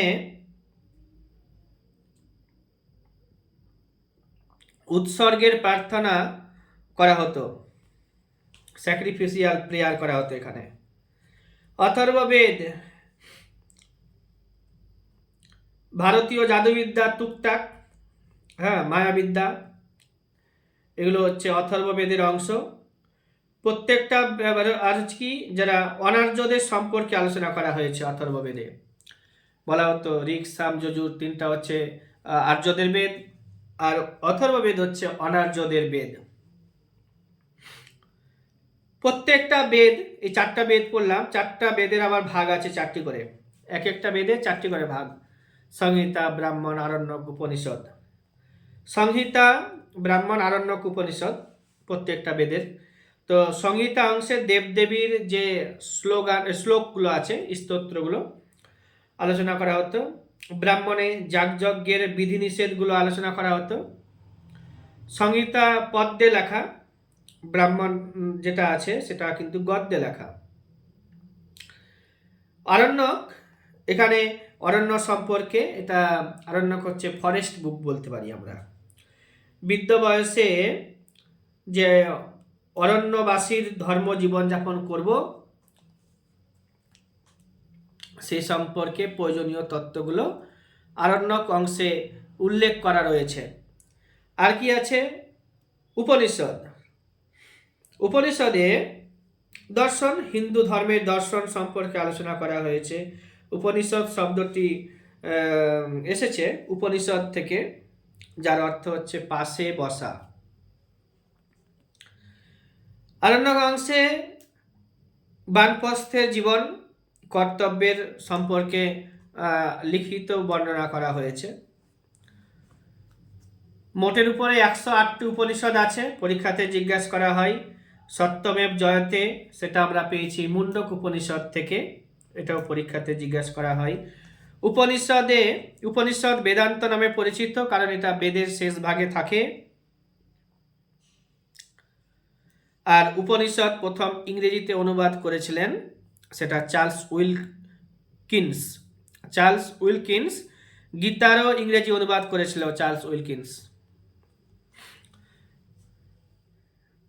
বীজ শব্দটি থেকে বীজ শব্দ থেকে বেদের উৎপত্তি। বীজ শব্দ থেকে বেদের উৎপত্তি, আর বীজ শব্দের অর্থ হচ্ছে জ্ঞান। বেদের অপর নাম শ্রুতি জানি আমরা। বেদের রচনাকাল হচ্ছে 1500 থেকে 1000 BC। উপনিষদকে বলা হয় জ্ঞানমার্গ, আরণ্যককে বলা হয় কর্মমার্গ। আর বেদাঙ্গ তো 6টি বললামই, শিক্ষা, ছন্দ, ব্যাকরণ, নিরুক্ত, জ্যোতিষ এবং কল্প। তো শিক্ষা অংশে বিশুদ্ধ উচ্চারণের কথা বলেছে, ছন্দ অংশে বেদের ছন্দ সম্পর্কিত আলোচনা করা হয়েছে, ব্যাকরণ অংশে ভাষা ব্যবহারের নিয়ম আলোচনা করা হয়েছে, নিরুক্ত অংশে শব্দের উৎপত্তি সম্পর্কে আলোচনা করা হয়েছে, জ্যোতিষ অংশে গ্রহ নক্ষত্রাদি সম্পর্কে আলোচনা করা হয়েছে, কল্প অংশে যাগযজ্ঞের বিধান সম্পর্কে আলোচনা করা হয়েছে। দর্শন শাস্ত্র রয়েছে 6টি, যেটা স্বরদর্শন নামে পরিচিত, বললাম একটু আগে। তো এখানে রয়েছে ন্যায়, বৈশেষিক, সাংখ্য, পূর্বমীমাংসা, যোগ, উত্তরমীমাংসা। তো ন্যায় যে অংশটা রয়েছে, ন্যায় দর্শনের যে লেখক তার নাম হচ্ছে গৌতম বা দার্শনিক গৌতম। বৈশেষিক হচ্ছে ঋষি কনাদ। সাংখ্য দর্শনের হচ্ছে তোমার দার্শনিক কপিল। পূর্বমীমাংসা হচ্ছে জৈমিনীর বা যামিনীর। যোগ হচ্ছে পতঞ্জলির। উত্তর মীমাংসা হচ্ছে বেদব্যাস, যিনি মহাভারতকে রচনা করেছিলেন। উপবেদ হচ্ছে কি? 4টি উপবেদ আছে, আয়ুর্বেদ, ধনুর্বেদ, গান্ধর্ববেদ, শিল্পবেদ, একটু আগেই বললাম। তো আয়ুর্বেদে মেডিকেল সায়েন্স নিয়ে আলোচনা করা হয়েছে। ধনুর্বেদে ধনু চালানো শিক্ষা দেওয়া হয়েছে, যুদ্ধবিদ্যা সম্পর্কে আলোচনা করা হয়েছে ধনুর্বেদে। গান্ধর্ববেদে, এটা সাম থেকে এসেছে, সামবেদ থেকে। তো এখানে মিউজিকের কথা বলা হয়েছে, অর্থাৎ সঙ্গীত চর্চা করা হয়েছে গান্ধর্ববেদে।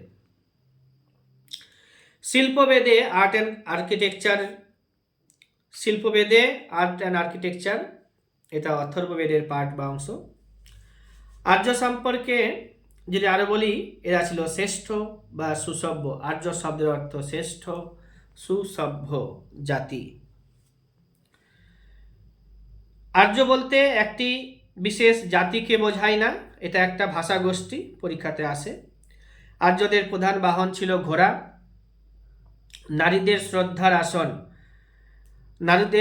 আসন দেওয়া হতো এই আর্য সভ্যতা, অর্থাৎ বৈদিক যুগে। তো বৈদিক যুগে বেশ কিছু বিদুষী নারীর নাম আমরা দেখতে পেয়েছি। অপালা আছে, যোধা আছে, বিশ্ববারা আছে, মমতা আছে, লোপামুদ্রা আছে, ঘোষা আছে। অপালা, যোধা, বিশ্ববারা, মমতা, লোপামুদ্রা, ঘোষা, এরা সবাই বিদুষী নারী বৈদিক যুগের। ঋগ্বেদে বর্ণিত আর্য সভ্যতাকে আদি বৈদিক সভ্যতা বলা হয়। এটা গ্রাম কেন্দ্রিক সভ্যতা। বৈদিক সভ্যতা হচ্ছে গ্রাম কেন্দ্রিক সভ্যতা। সিন্ধু সভ্যতা আমরা পড়েছি, সেই সিন্ধু সভ্যতা হচ্ছে কিন্তু নগর কেন্দ্রিক সভ্যতা। সমাজের মূল ভিত্তি একান্নবর্তী পরিবার। এখানে একান্নবর্তী পরিবার দেখতে পেয়েছি আমরা। পিতৃতান্ত্রিক সমাজ দেখতে পেয়েছি, পিতাকে গৃহপতি বলা হতো আর্যদের সময়ে।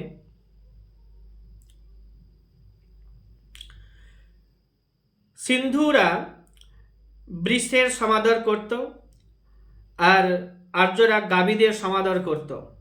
সিন্ধু সভ্যতার যুগের মানুষরা বৃষের সমাদর করত, আর্যদের যুগে গাভীদের সমাদর করত।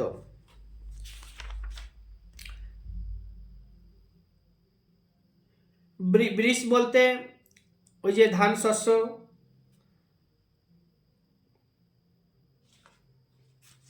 অগ্ন যাকে কিল্ড করা যায় না, সেটা হচ্ছে গরু। আচ্ছা, এগুলো জানবে, পড়বে। পিতৃতান্ত্রিক সমাজ, পিতাকে গৃহপতি বলা হচ্ছে। সমাজের মূল ভিত্তি ছিল একান্নবর্তী পরিবার। ঋগ্বেদে বর্ণিত আর্য সভ্যতাকে আদি বৈদিক সভ্যতা বলা হতো। এখানে এটা কিন্তু গ্রাম কেন্দ্রিক সভ্যতা ছিল। চতুর্বর্ণ এখানে দেখতে পাওয়া গেছে, ব্রাহ্মণ, ক্ষত্রিয়, বৈশ্য, শূদ্র। ব্রাহ্মণ যারা যাগযজ্ঞ করত, পূজা অর্চনা করত। ক্ষত্রিয়রা যুদ্ধ বিগ্রহ করত, বৈশ্যরা ব্যবসা বাণিজ্য করত, কৃষিকাজের সাথে যুক্ত ছিল।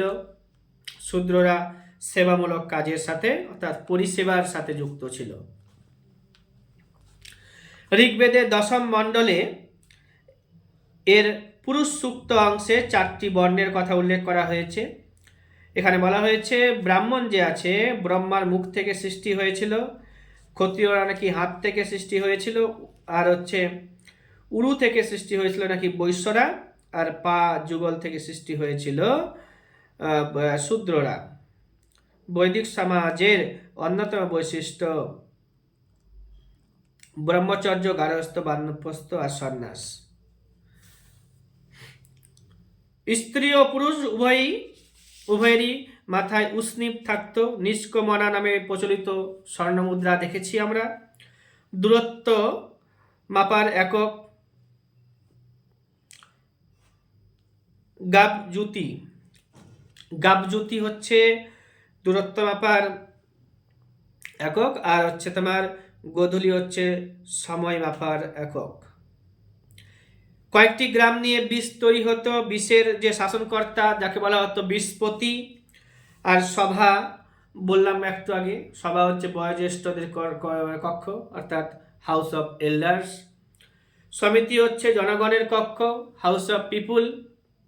যেমন আমাদের পার্লামেন্ট রয়েছে, হাউস অফ, ওখানে রাজ্যসভা রয়েছে, হাউস অফ এল্ডার্স। লোকসভা রয়েছে, House of Commons, House of People. তাই সভা থেকে সমিতির ক্ষমতা বেশি ছিল, এখন রাজ্যসভা থেকে লোকসভার ক্ষমতা বেশি। পার্লামেন্ট ঋগ্বেদের যুগের একজন শক্তিশালী রাজার নাম ছিল সুদাস। ঋগ্বেদ যুগের সর্বাপেক্ষা উল্লেখযোগ্য রাজ্যের নাম ছিল পাঞ্চাল। ঋগ্বৈদিক যুগের সবথেকে যে উল্লেখযোগ্য রাজ্য ছিল তার নাম হচ্ছে পাঞ্চাল। পরবর্তী বৈদিক যুগে বেশ কিছু ঘটনা জানি, যেমন হচ্ছে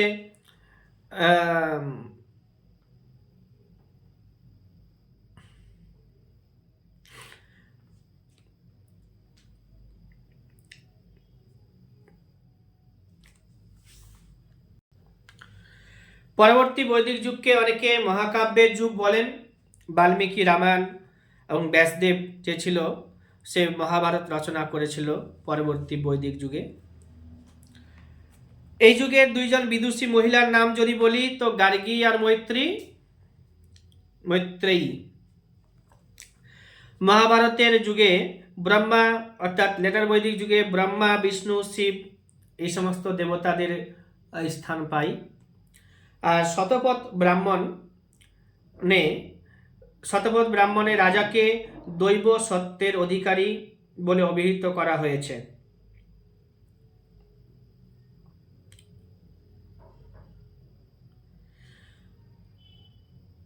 পরবর্তী ঋগ্বৈদিক যুগে সভা ও সমিতি দুটি প্রতিষ্ঠানের অস্তিত্ব থাকলেও পরবর্তী বৈদিক যুগে কিন্তু এই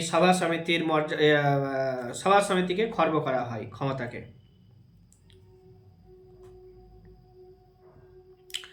বাল্যবিবাহ, বহুবিবাহ, বর্ণভেদ প্রথার ব্যাপক প্রচলন শুরু হয়েছিল পরবর্তী বৈদিক যুগে। মহাকাব্য যুগের উল্লেখযোগ্য ব্যক্তি হয়েছিলেন এই সময় শ্রীকৃষ্ণ। আর্যরা 2000 থেকে 1500 খ্রিস্টপূর্বাব্দের মধ্যে ভারতে এসে সপ্ত সিন্ধু অর্থাৎ আর্য আফগানিস্তান থেকে পাঞ্জাব পর্যন্ত অঞ্চলে বসবাস শুরু করেছিল। সপ্ত সিন্ধু বলতে যে 7টা নদীকে বোঝাচ্ছে সেটা হচ্ছে সরস্বতী, বিপাশা, ইরাবতী, চন্দ্রভাগা, বিতস্তা, সিন্ধু, ঝিলাম, হ্যাঁ, আর হচ্ছে তোমার সরস্বতী। সরস্বতী নদীতে এখন নাই, শুকিয়ে গেছে। আর্যরা ভারতবর্ষে লৌহযুগের সূত্রপাত করেছিল 1000 BC-তে।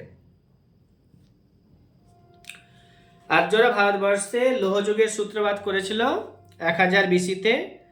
আর হিতাহিত জাতি মিশরের, এরা প্রথম লোহা এবং ঘোড়ার ব্যবহার করে শিখেছিল। আর্যরা মৃতদেহকে দাহ করত। এরা যাযাবর ছিল। এরা কিন্তু পশুপালনও করত, আবার কৃষিকাজের সাথেও যুক্ত ছিল। এরা ছিল মিক্সড প্যাস্টোরাল অ্যান্ড এগ্রিকালচারাল ইকোনমিকে ফলো করত। এরা মিক্সড ইকোনমি ফলো করতো, অর্থাৎ প্যাস্টোরাল অ্যান্ড এগ্রিকালচারাল ইকোনমিকে ফলো করত। ঋগ্বেদে 176 বার গাব কথার উল্লেখ করা হয়েছে। গাভিষ্টি ইন সার্চ অফ কাউ। প্রথম বাল্যবিবাহ প্রথমে ঋগ্বেদের প্রথম দিকে অর্থাৎ ঋগ্বৈদিক যুগে বাল্যবিবাহ ছিল না। বিধবা বিবাহ, প্রথমে বাল্যবিবাহ ছিল না, বিধবা বিবাহ ছিল। বশিষ্ঠ ও বিশ্বামিত্র ছিলেন বৈদিক যুগে শ্রেষ্ঠ 2 জন পুরোহিত। গীতার শ্লোক রয়েছে এখানে 700টি।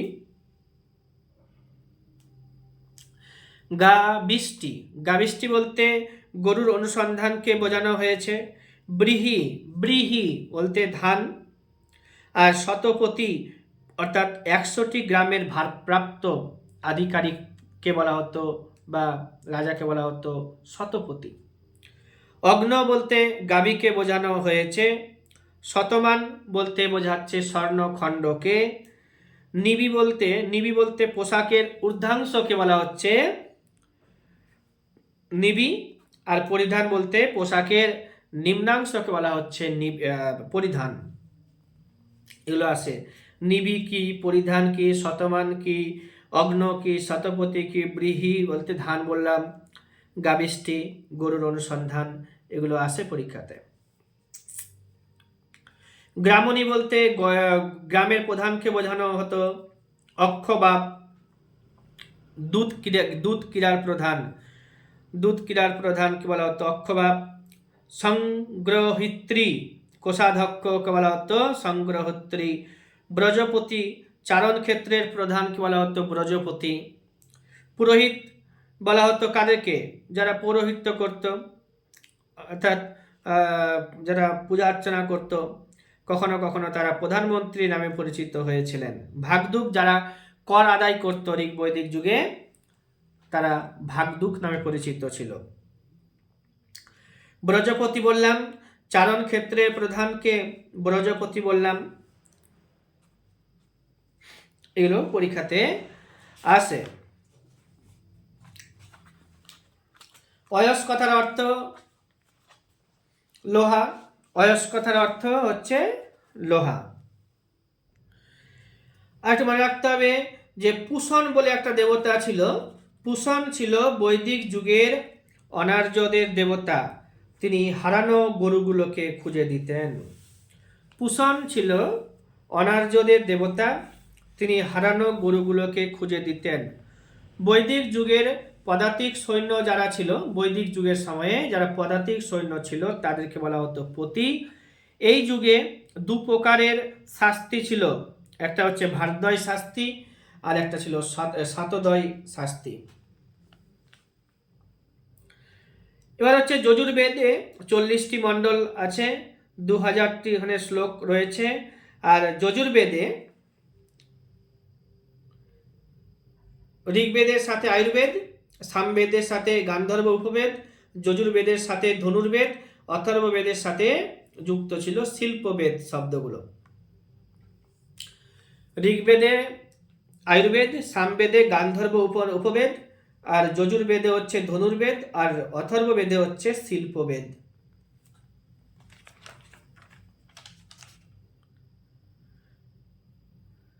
কুরুক্ষেত্রের যুদ্ধ সম্ভবত 1000 BC-র সময়ে হয়েছিল, তবে এই যুদ্ধের কাল গণনা করা ঐতিহাসিকদের পক্ষে সম্ভব হয়নি।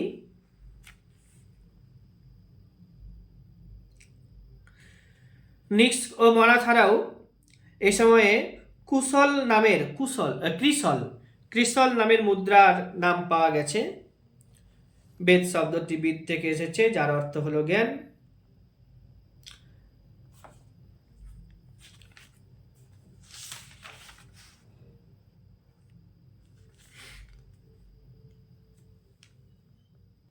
বৈদিক যুগ থেকে বেশি যেগুলো জিজ্ঞাসা করে, যেমন হচ্ছে তোমার আর্য শব্দটি আক্ষরিক অর্থ উচ্চ বংশজাত বা মহান।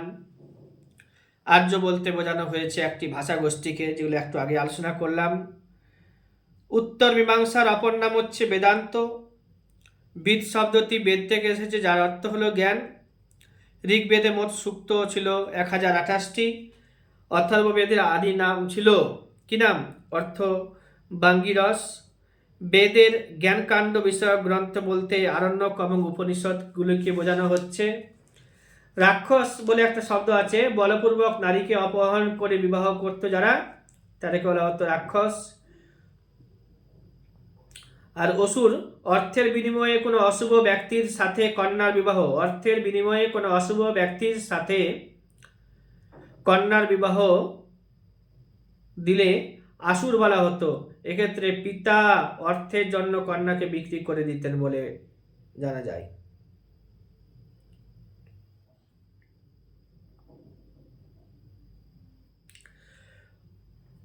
হরপ্পা সভ্যতাকে আমরা তাম্রপ্রস্তর যুগের সভ্যতা বললেও আমরা যেটা বৈদিক যুগ পড়ব, অর্থাৎ আর্যদের সময়টাতে, এটা হচ্ছে কিন্তু লৌহ যুগের সভ্যতা। হরপ্পা সভ্যতা হচ্ছে তাম্রপ্রস্তর যুগের সভ্যতা, বৈদিক সভ্যতা হচ্ছে লৌহ যুগীয় সভ্যতা। বৈদিক যুগে পশমের পোশাকগুলোকে বলা হতো উড়না। যে নারীর পুত্র সন্তান নেই তাকে বীরিব্রন্তি বলা হতো। আর পরবর্তী বৈদিক যুগের মুদ্রাকে পাদ বলা হতো। বেশি আর বলবো না, সবগুলো মনে থাকবে না। স্বর্ণকারকে বলা হতো হিরণ্যকার। ঋগ্বেদে চর্মকারকে বলা হতো চর্মণ্য। আর ভারতীয় পুরাণের সংখ্যা হচ্ছে 18টি। কল্পসূত্রে 3টি ভাগ, স্রোত সূত্র, গৃহসূত্র, ধর্মসূত্র। পরীক্ষাতে যেগুলো প্রশ্ন আসে বৈদিক যুগ থেকে, জিজ্ঞাসা করা হয় বৈদিক সাহিত্য রচনার সময়। তো 1500 থেকে 1000। আর্য শব্দের অর্থ কি? তো আর্য শব্দের অর্থ আমরা জাতি বিশেষ পড়তে পারি। তারপরে হচ্ছে তোমার কি, ওটা বিভিন্ন সময় হবে। আর্য শব্দের অর্থ জাতি বিশেষ, আর্য শব্দের অর্থ। তারপরে হচ্ছে তোমার কি চাষ করা, এগুলো হতে পারে। এবার হচ্ছে তোমার কি, পতঞ্জলি যোগসূত্রের জন্য বিখ্যাত ছিল। ঋগ্বেদে ঈশ্বর বরুণ, ঋগ্বেদে বরুণ বলতে কাদেরকে বোঝানো হতো? যোগ দর্শনের ব্যাখ্যা কে দিয়েছিলেন? গোত্র শব্দটি প্রথম কোন বেদে পাওয়া গেছে? গোত্র শব্দটি প্রথম ঋগ্বেদে পাওয়া গেছে। এগুলো বিশেষে আলোচনা করেছে। পৌরাণিক মহান বিধানদাতা ছিলেন কে? সংস্কৃত ব্যাকরণ রচনা কে করেছিল?